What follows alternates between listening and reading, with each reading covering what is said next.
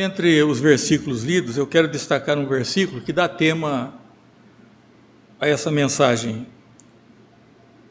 Versículo 12. Eu disse comigo, agora descerão os filisteus contra mim a Gilgal, ainda não obtive a benevolência do Senhor, e forçado pelas circunstâncias, ofereci holocaustos. Quero falar, meus irmãos, sobre o tema forçado pelas circunstâncias. Forçado pelas circunstâncias. Primeiramente, já lemos o texto, queremos agora explicá-lo no seu contexto e depois aplicá-lo às nossas vidas. Na verdade, trata-se de um incidente na vida do povo de Deus, envolvendo principalmente Saul, primeiro rei de Israel, um homem que sobressaía pela sua altura, pela sua imponência, mas que incidiu em erros gravíssimos de desobediência, se tornando uma pessoa puramente pragmática, tentando resolver situações a seu modo e não obedecendo a palavra de Deus. Ele estava diante de a iminência de uma batalha com os filisteus, na primeira parte do texto que lemos, e gostaria de contar nessa batalha, como sempre, com a benevolência de Deus, a aprovação de Deus, e por isso ele tinha o propósito de que fosse oferecido holocaustos. Para isso teria que aguardar a vinda do profeta Samuel, conforme já havia acordado, e diante do fato de que Samuel demorou para chegar, ele resolveu por si mesmo oferecer o holocausto. Na verdade, quando nós estamos em situações aflitivas, diante de pressões, nós corremos o risco de agirmos intempestivamente e tratarmos de assuntos que não são da nossa competência. Estou consciente, meus irmãos, que já falei desse assunto aqui com a igreja, mas à medida que o tempo vai se escasseando para mim, no ministério efetivo, eu julgo importante, inclusive, repetir alguns temas que já foram abordados, talvez com uma outra ênfase, mas eu julgo necessário. Então, o que fez Saul? Vendo que Samuel não chegava, sentindo-se ameaçado, vendo que o povo também se dispersava, ele queria aglutinar as pessoas ao seu redor, mas diante da demora de Samuel, o povo foi se dispersando, ele teve medo. Agora os filisteus virão contra mim aqui em Gilgal, e eu ainda não obtive a benevolência do Senhor. Então, ele resolveu fazer o que entendia correto na sua maneira de pensar. Na verdade, às vezes as coisas parecem demorar, parecem lentas demais. O fato de Samuel chegar nos minutos finais, às vezes também nós entendemos que no reino de Deus as coisas parecem muito vagarosas, muito lentas, muito demoradas. Eu creio que se as coisas estivessem conosco, nós faríamos de outro modo. É que nós sabemos que é uma blasfêmia, nós não temos coragem de perguntar a Deus por que Deus permite certas coisas e por que Deus não age prontamente, porque os caminhos de Deus e o progresso do reino de Deus parecem tão demorados. Na verdade, as nossas igrejas reformadas, de um modo geral, têm tido um crescimento, mas nós julgamos um crescimento muito aquém daquele que nós desejaríamos, a começar da nossa igreja local. E enquanto isso, nós vemos que os poderes do mal, do maligno, avançam a cada dia. E nesse mundo existem muitas sementes, mas poucos frutos de justiça. E uma coisa patente, principalmente aqueles que conhecem um pouco da agricultura, é que as ervas daninhas, elas crescem e se espalham mais rapidamente que as boas sementes. Há um caso que não era uma erva daninha, mas que cresceu tão rapidamente, foi quando aquele profeta, Jonas, completamente desobediente, irado, sem necessidade, carnal, ele se assentou para ver o que Deus faria com a grande cidade de Nínive. Então cresceu uma enramada, rapidamente fazia uma sombra na sua cabeça, um vento calmoso, um vento oriental, uma situação bem agradável, e Deus, soberano, fez com que um verme picasse aquela planta. Então ele começou a sentir um pouco de desconforto, e ele ficou profundamente irado, e Deus o confrontou dizendo: é razoável essa sua ira? Ele: não é razoável até a morte. Ele era ali num pecado de obstinação, de rebeldia contra Deus. No capítulo que nós lemos, no outro texto que nós lemos, Deus, numa batalha subsequente em relação aos amalequitas, ordenou que fossem mortos todos os inimigos, inclusive seus animais. Mas Saul, novamente pragmático, ele poupou pessoas e poupou também animais. Então o povo resolveu oferecer aqueles sacrifícios dos animais, dos melhores que havia. E veio a palavra de Deus, que Deus não está mais interessado em holocaustos, em sacrifícios, que em obediência. E disse: a rebelião é como pecado de feitiçaria, e a obstinação é como idolatria e culto a ídolos do lar. Visto que rejeitasse a palavra do Senhor, ele também te rejeitou a ti, para que não sejas rei. Então, em pouco espaço aqui, leituras quase próximas das outras, nós vemos duas atitudes do rei Saul, de desobediência, de precipitação, e com certeza ele julgou que Samuel não estava agindo bem. Ele demorou muito. Ele falou: se ele não faz, então eu tomo para mim, eu mesmo faço. Ele invadiu uma área que não lhe competia. Nós temos que tomar muito cuidado nessa vida, saber realmente qual é o nosso lugar no lar, na sociedade e principalmente no meio do povo de Deus. Meus irmãos, ao pensarmos que as coisas acontecem muito lentamente, nós temos o pensamento com referência à soberania de Deus. Nós pensamos na soberania de Deus.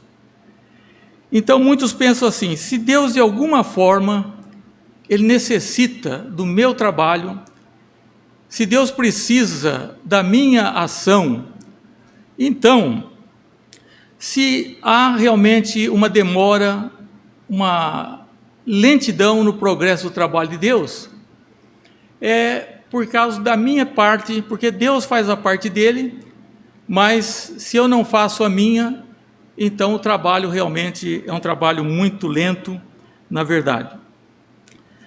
Na verdade, se dependesse de muitos, o trabalho até talvez terminaria, porque há pessoas que não são convertidas no meio do povo de Deus. Às vezes fazem o mínimo. Elas pensam que vão à igreja para receber uma bênção, mas elas não pensam que elas precisam ser uma bênção, que há uma necessidade de evangelismo. Mas passa a semana toda a pessoa preocupada consigo mesmo, e no domingo ainda ela vai à igreja para receber uma bênção, para mostrar o seu descontentamento com alguma coisa que lhe pareça que às vezes nem é da sua competência. No protestantismo nós precisamos tomar muito cuidado, porque as pessoas pensam que pode falar tudo e fazer tudo. Não, nós somos realmente, há uma organização na casa de Deus. E nesse trabalho nós podemos pensar que Deus não precisa do nosso trabalho. As coisas com que nós oferecemos, os nossos talentos, os nossos dons, eles vêm de Deus também. O texto diz: porque dele, por meio dele e para ele são todas as coisas. Tudo vem dele. e no momento em que Ele quiser realmente levar a sua obra, Ele o fará da maneira certa e pelos métodos corretos, não pelo pragmatismo, não pelo nosso bom senso, mas segundo a vontade de Deus e pelo seu próprio Espírito. Ele o fará. A igreja recebeu, a igreja nascente, uma ordem para que ficasse em Jerusalém até que eles fossem revestidos de poder, que viesse o poder do alto, e que eles seriam testemunhas tanto em Jerusalém, em Samaria, Judeia e até os confins da terra. E como poderia uma comunidade local pensar ser uma bênção em termos tão amplos, Jerusalém, Judeia, Samaria até os confins da terra? Em Atos 1:8 nós vemos que vem essa ordem para que eles iam receber esse poder. Em Atos 8:1 diz que veio uma perseguição sobre a igreja e houve uma dispersão. E as pessoas, à medida que foram dispersas, elas iam falando de Jesus, e realmente o evangelho foi crescendo, foi se alastrando. No começo da igreja foi muito difícil, principalmente com referência ao Império Romano, que é um dos quatro reinos lá do livro de Ezequiel, do livro de Daniel, que fez uma perseguição terrível contra o povo de Deus. Mas em 3 séculos o cristianismo venceu o Império Romano. Até na guarda pretoriana havia pessoas que se converteram, o evangelho foi se difundindo, mas de repente o que houve?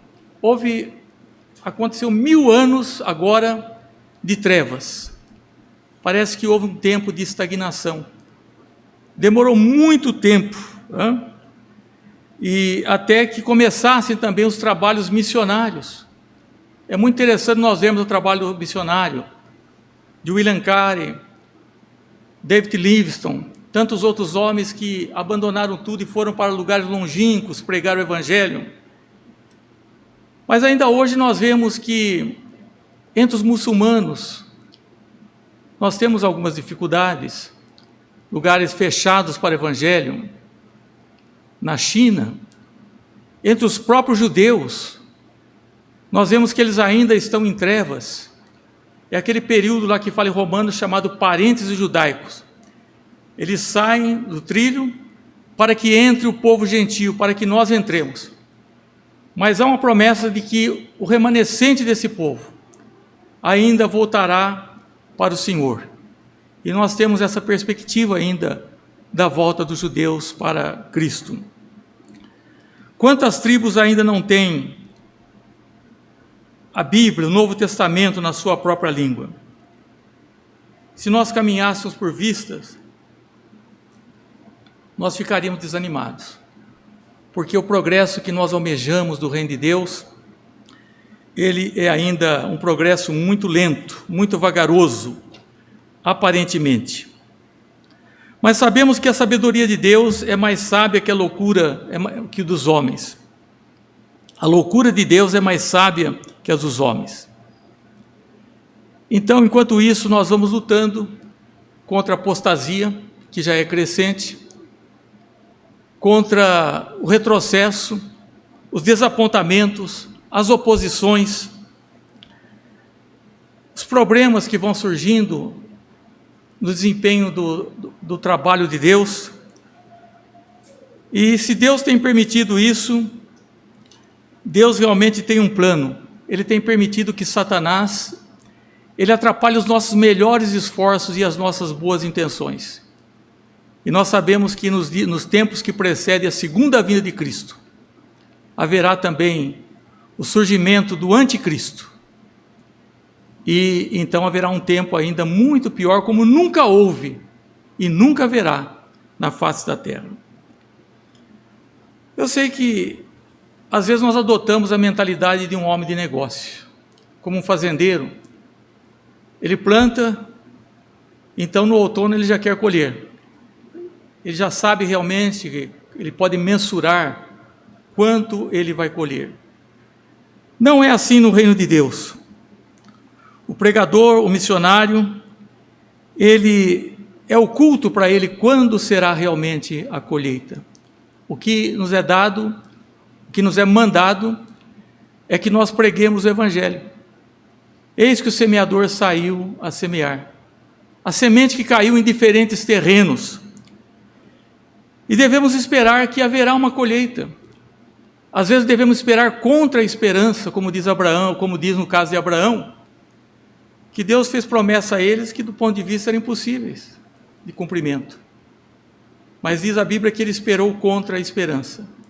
E é assim que o povo de Deus também trabalha, na sua fidelidade, na sua constância, não no seu pragmatismo, porque realmente as coisas aparecem demoradas e aparecem tantos problemas, tantas ameaças, mas nós temos que estar firmados. E quão difícil é para a nossa carne aquilo que diz que é Deus que dá o crescimento. Um pregou, o outro regou, um trabalhou, mas o crescimento somente Deus é que pode dar.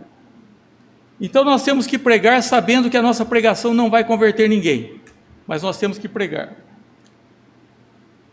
E sabendo que Deus pode usar o nosso testemunho, a nossa pregação para converter. Mas a nós é dado realmente o fato de termos mandado pregar o Evangelho, independente do resultado. Quando nós não vemos um resultado muito claro, muito patente, quando temos poucas conversões, quando deveríamos ter mais, nós pensamos, será que a velha pregação não está funcionando? Quando nós cantamos aquele hino, conta-me a velha história, né? Será que o nosso método não está funcionando? O que será que realmente está errado? Será que não é interessante nós fazermos ou adaptarmos o culto, a liturgia, ao sabor dos homens, para atrair o maior número possível de pecadores? Então, se não funciona a velha mensagem, vamos fazer uma coisa diferente. Uma nova liturgia e uma nova pregação. Será que é isso? Há muitos que estão tentando achar justificativa para mudar o culto, e trazer bastante novidades em matéria de culto, em matéria de adoração, para atrair o maior número de pessoas possíveis. Meus irmãos, nós precisamos tomar cuidado nesse aspecto. Então, as pessoas nos sugerem o seguinte, que nós precisamos ser mais positivos e não negativos. O que significa ser mais? Não vamos falar de juízo, que a Bíblia diz que está ordenado ao morrer uma só vez, vindo depois o juízo. Não vamos falar coisas negativas. Não, precisamos ser mais contemporâneos. E assim nós omitiríamos muitas partes essenciais da pregação.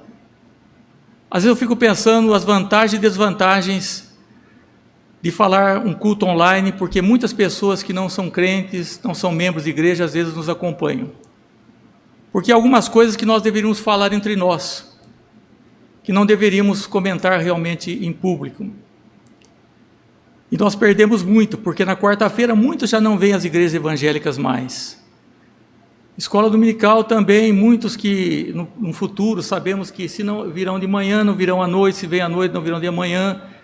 E nós não sabemos como serão as coisas oportunamente. Porque até pouco tempo nós dizíamos para as pessoas, venham para a igreja. Agora nós estamos dizendo, fiquem em casa. E nós sabemos que houve tempo em que Satanás mexeu realmente na questão das celebrações dos cultos. É só nós vermos lá em Daniel, um dos chifres pequenos, que falava de Antíoco Epifanes, que acabou com o sacrifício que era o culto judaico. Ele ofereceu uma porca no altar, aquilo que para os judeus era a maior abominação. E mexeu exatamente nesse tempo, ficou muito tempo sem ter o sacrifício. Nós não temos dúvida, meus irmãos, que isso que está acontecendo, Satanás pode usar também dos seus propósitos. Mas a nossa esperança é que Deus use para um despertamento. Esse seria realmente o melhor. Outros dizem que nós precisamos fazer os ouvintes mais felizes, para voltar para casa, todos alegres, que nós não precisamos falar sobre pecado, que nós não precisamos falar sobre arrependimento.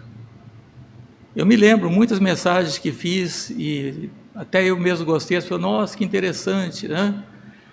Mas a mensagem, meus irmãos, ela deve ser como uma espada, a espada que corta, penetrante. E quando isso acontece conosco, nós devemos agradecer a Deus, porque é o instrumento apto de Deus para falar aos nossos corações. Não havia nada tão cortante naqueles tempos como uma espada. Hoje nós temos o laser, que faz a incisão mesmo sem sangramento, né?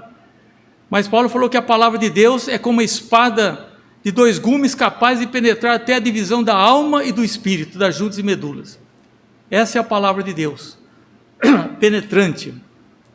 Então muitos dizem, não precisa falar mais sobre pecado, nós temos que falar uma mensagem que deixa as pessoas para cima, uma mensagem muito contemporânea, e também que as pessoas voltem para casa, e também precisamos atrair as pessoas a qualquer custo, fazer o que for possível para atrair as pessoas para que elas venham à igreja. Meus irmãos, isso é um perigo muito grande, né? Nós transformarmos o culto em um show, nós colocarmos elementos que são aberrações, nós fazermos praticamente a igreja um palco, e muito semelhante a uma boate, muito semelhante a essas casas de entretenimento, em que as pessoas acham que realmente estão ali sendo abençoadas, quando na verdade estão sendo amaldiçoadas. E eu creio que essa é uma das ervas daninhas que prosperam, que cresce rapidamente nos dias atuais. Então, se é um texto que merece estar nas nossas mentes, é esse. Tem porventura o Senhor tanto prazer em holocaustos e sacrifícios, enquanto se obedeça a sua palavra? Eis que obedecer é melhor que sacrificar, e o atender melhor do que a gordura de carneiros. Porque a rebelião é como o pecado de feitiçaria, e obstinação como a idolatria e culto do lar. O que pregar e como cultuar, na verdade, a bênção de Deus pode parecer demorada. Nós queremos, na verdade, um reavivamento, ou um avivamento, mas não queremos usar quaisquer meios, e meios contrários à palavra de Deus para atingir esses propósitos. A paciência de Samuel se esgotou, ele não pôde aguentar aquela tensão. Ele disse, bom, os filisteus estão aí para vir contra nós, Samuel não chega, o povo vai dispersando. Então ele diz, é por causa das circunstâncias. Meus irmãos, as circunstâncias mudam. Nós vimos como mudar as circunstâncias. Mudou muito na minha vida, eu creio que na vida dos irmãos também, na vida da igreja. As circunstâncias mudam, mas nós não podemos agir de acordo com as circunstâncias.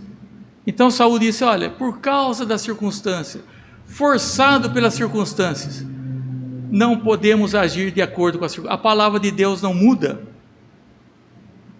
E nós temos então de tomar cuidado. Ele disse, pequei porque eu temi o povo e dei ouvidos à sua voz.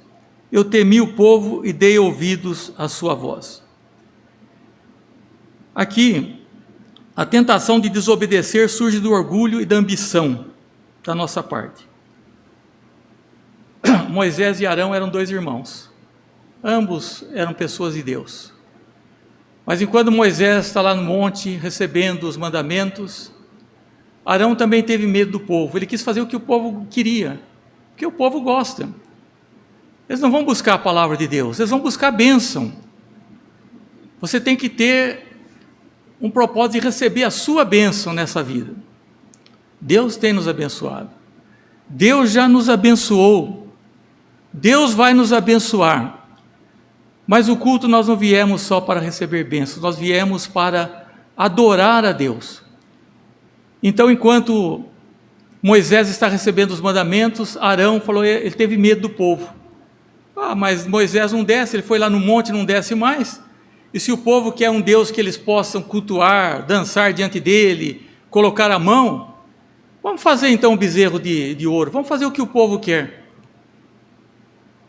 Mas a nossa confissão de fé, ela diz com muita propriedade o seguinte, que Deus não pode ser adorado segundo a imaginação dos homens e as insinuações de Satanás. O que é a imaginação dos homens? Pastor, isso é muito legal, né? Isso fica bonito, isso dá um efeito audiovisual, isso é muito interessante. Mas está de acordo, né? Nós não somos retrógrados, mas está de acordo com a palavra de Deus? Ou é só para despertar a carnalidade? Ou é realmente para trazer a pessoa para um confronto com a palavra de Deus, para ver mudanças? E é interessante que é isso que as pessoas querem. É uma pena que muitos presbiterianos não foram tão bem doutrinados.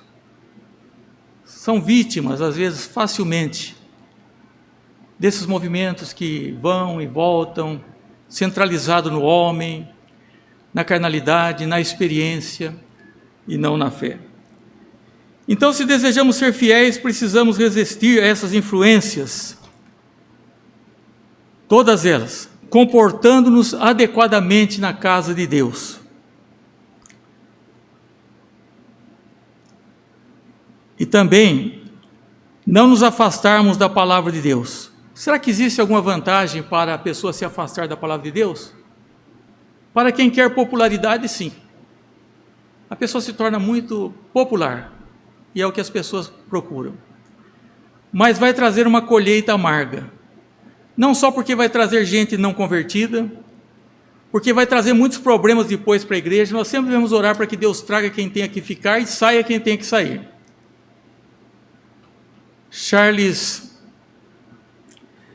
Nós temos um pregador famoso, se chama Charles, e ele era presbiteriano, mas ele queria só trabalhar com a questão da experiência.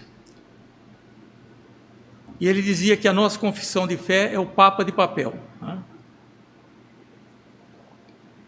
E ele começou a pregar e houve muitas conversões. Mas no final ele escreveu um livro dizendo que aquilo lá foi como um tição que queimou e depois já não acendia mais. Eram pessoas não convertidas, que vieram pelas emoções, que eram consumidores da fé, que não eram verdadeiramente convertidos. Então, cada afastamento que nós damos da palavra de Deus, qualquer coisa que nos afastamos da palavra de Deus, vai ser em nosso prejuízo. E nós não devemos ceder à tentação, mas vai atrair pessoas, ou isso, as pessoas vão voltar contentes para casa. Meus irmãos, é preciso pregar uma mensagem de arrependimento e de fé. Porque a obra de Deus caminha lentamente, né? Porque Deus demora para enviar um reavivamento. Porque Deus quer ver se nós somos fiéis, como Saul deveria ter sido, não ter sido apressado, ter sido pragmático. É uma coisa terrível nós buscarmos o aplauso do homem, tirando vantagem pessoal das coisas de Deus. Antes da reforma, os trabalhos religiosos eram feitos de costas para o povo e não eram feitos no vernáculo, eram feitos no latim. O povo era ignorante da Bíblia. Mas houve um processo completamente oposto. Hoje, há o brilho sobre os pregadores, sobre os cultos, sobre essas coisas todas, que é, na verdade, uma abominação. Porque a atração do cristianismo é Cristo. É o seu nascimento, o seu sofrimento, a sua morte, a sua ressurreição, a sua ascensão, a sua glorificação, o fato que ele voltará novamente. Nós temos que olhar para Cristo e não olhar realmente para os homens. A gente vê os comentários dos pregadores: pastor, o senhor é uma benção, grande pregador, e a pessoa não diz: olha, essa mensagem é a mensagem de Deus, transformou a minha vida, eu aceitei a Cristo, eu confesso os meus pecados. Não, mas é a exaltação do homem. O trabalho de Deus parece, a meu ver, muito lentamente. E nós devemos prestar atenção nessa verdade que a palavra de Deus nunca altera, nunca vai mudar. O Evangelho não é um produto a ser vendido. Eu tenho visto alguns pregadores dos diferentes ramos.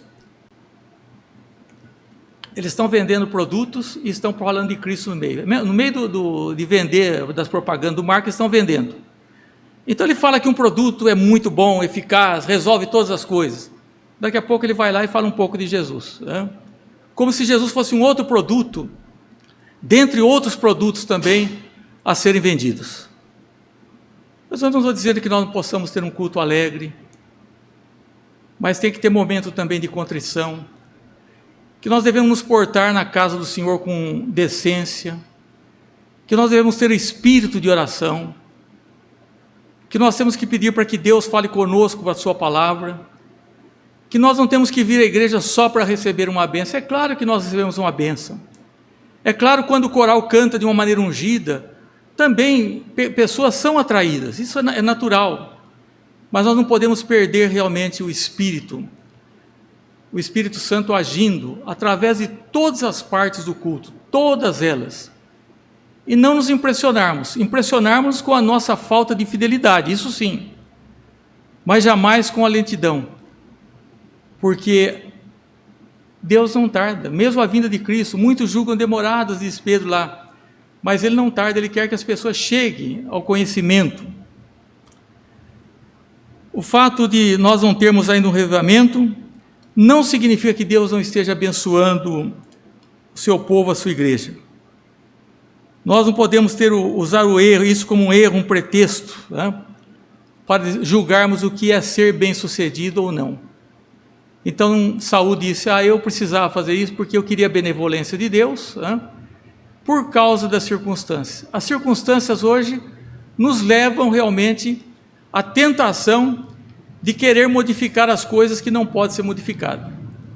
Nas igrejas tem coisas que precisam ser modificadas, muitas coisas têm que ser modificadas, são costumes arcaicos, coisas que já não têm muito sentido, ou não tem sentido, mas tem coisas que não podem ser modificadas, principalmente em matéria de culto, da fiel pregação do Evangelho, do exercício da disciplina, da celebração da ceia do Senhor. Meus irmãos, é uma responsabilidade muito grande de todos nós, principalmente nós, os líderes, pastores, presbíteros, e precisamos da oração, precisamos refletir sobre as nossas vidas, sobre isso, e será uma vergonha muito grande, um descrédito para a palavra de Deus, já está desacreditada. A gente que não gosta de crente hoje, porque pensa que tudo é igual, né? Porque a gente vê tanta loucura, tanta coisa bárbara, e todos nós somos chamados evangélicos, porque as pessoas estão introduzindo invenções para agradar o desejo carnal dos homens. O que é adoração? Adoração é aquilo que Deus mesmo requer de nós, e o restante é somente a vontade de adorar. Não é fazer algumas coisas para trazer pessoas à igreja. Nós vamos fazer um culto, vamos pregar o evangelho sim, mas vamos adorar a Deus. E enquanto parece demorar o progresso da igreja e da sua obra, não vamos fazer o nosso bezerro de ouro, como Samuel, como Arão, que foi um líder de borracha.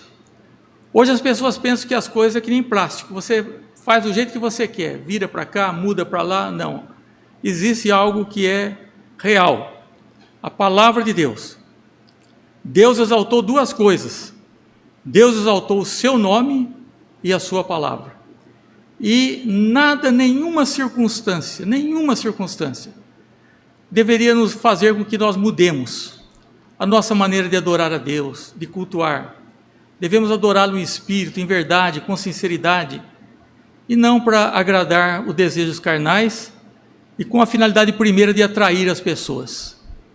Jesus disse para muitos, falou, olha, vocês estão aqui, eu sei por que vocês estão aqui. Vocês estão aqui porque vocês comeram do pão, vocês viram o milagre. Mas agora vocês têm que comer da minha carne e beber do meu sangue. Vocês têm que se identificar comigo. Então eles foram indo embora. E daí, Jesus falou para os apóstolos, vocês também não querem ir? E Pedro falou, Senhor, para quem nós iremos? Só tu tens palavras de vida eterna? Só tu tens palavras de vida eterna. Muitas vezes, no afã de atingir as coisas numa perspectiva humana, nós confiamos em pessoas, em situações, a nossa confiança tem que estar em Deus. E todos nós temos que nos moldarmos. Nós não podemos ser líderes de borracha ou pessoas de borracha. Queríamos que o trabalho fosse mais rápido, crescesse mais. Se eu pudesse, eu faria de uma forma diferente, mas isso é pecado. Porque se Deus, na verdade, está permitindo que seja assim, é porque Ele quer testar a fidelidade. É porque Ele é soberano. E não justifica nós querermos dar ordens a Deus, ou fazer como Saul, eu vou fazer do meu modo. Não veio, eu faço. Não, nós devemos fazer de acordo com a obediência, porque obediência é melhor do que sacrificar. Obediência é melhor do que sacrificar. Nada de obstinação, de rebeldia. Mas dizer, Senhor, a Tua palavra é a verdade, guardei a Tua palavra no meu coração. Ah, mas funciona, olha lá, funciona aqui, funciona lá. No final vai ser assim, eis ali o Cristo, eis acolá. Olha como é que funciona. Eu mesmo me lembro de ter recebido uma vez uma sugestão por escrito de alguém que disse para olhar para a vida de um pastor, meu colega, como ele estava fazendo um trabalho bem interessante. É claro que na minha natureza carnal, no primeiro momento, eu fiquei assim um tanto chocado, né? Porque era uma pessoa da minha consideração, uma pessoa normal, mas eu entendi, ele estava entusiasmado, ele queria realmente que as coisas fossem diferentes.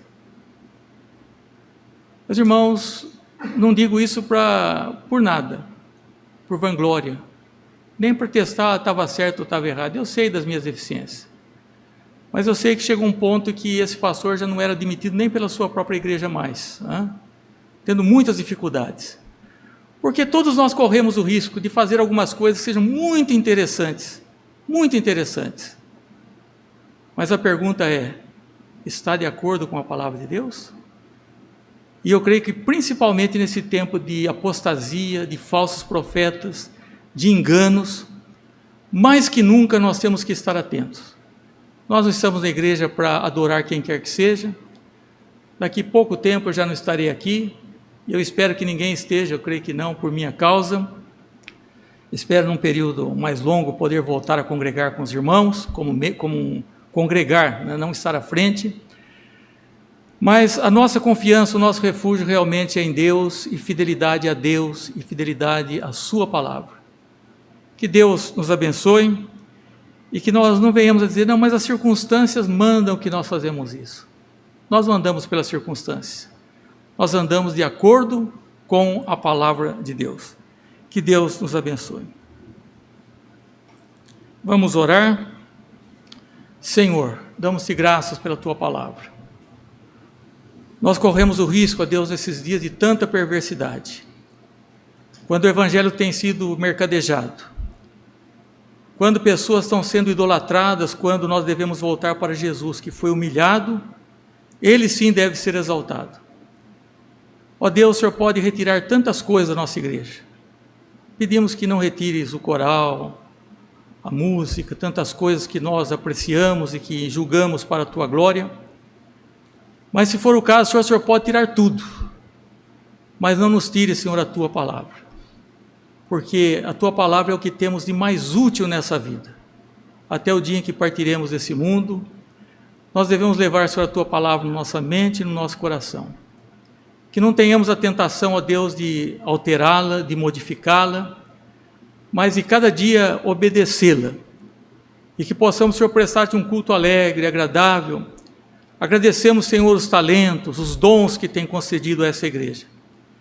Mas agradecemos, Senhor, unicamente e acima de tudo por Jesus Cristo, que é o centro da nossa fé, a quem adoramos e que nele nós estejamos firmados. Em nome de Jesus, amém, Senhor.